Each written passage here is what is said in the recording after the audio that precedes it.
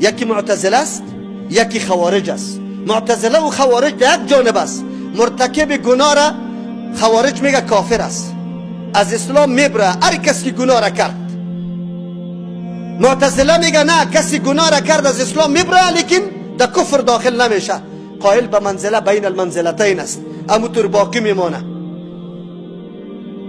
شانشان به مثل شان مسلمان است در ظاهر، اما وقتی که بمورن جای جهنم ابدا است. این قول معتزله است. در مقابلش طایفه مرجعه پیدا شد، گفت وقتی که ایمان موجود باشه گناه هیچ نوع تاثیری نداره، مثل که امرای کفر طاعت فایده نداره، عبادت فایده نداره، امرای ایمان معصیت هم هیچ ضرر نمیرسانه.